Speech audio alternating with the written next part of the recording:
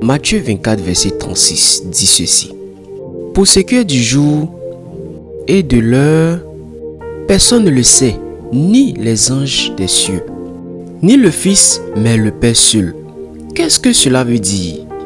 Récemment, nous avons assisté à une scène où un individu proclamait la fin du monde et se croyait le Messie que Dieu avait envoyé pour sauver le monde.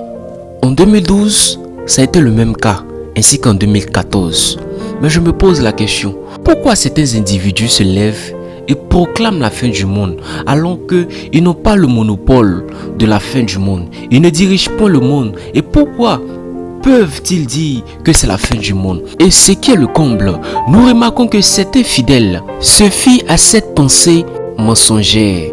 La Bible a été déjà claire là-dessus. La Bible dit que lorsque ça sera la fin du monde, nous verrons des signes. Et nous voyons déjà ces signes.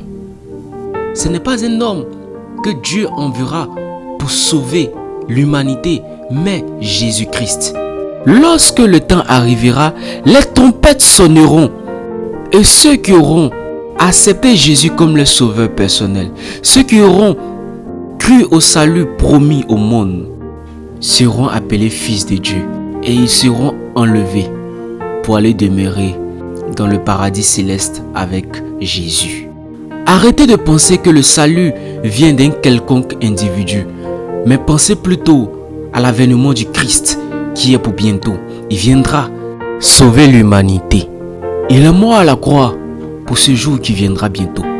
Il est mort à la croix pour que nous soyons libres. Alors, il veut que nous l'acceptions et que nous marchions réellement et sincèrement avec lui pour que nous soyons parmi ses élus. Chrétien que tu es, ne te laisse pas berner par ces gens de pratiques, ni par ces gens de personnes qui essaient de distraire les enfants de Dieu afin qu'ils ne puissent point posséder leur héritage, qui est le royaume des cieux. Marche toujours selon la Bible et garde toujours la foi en Jésus-Christ, car il est le seul salut du monde.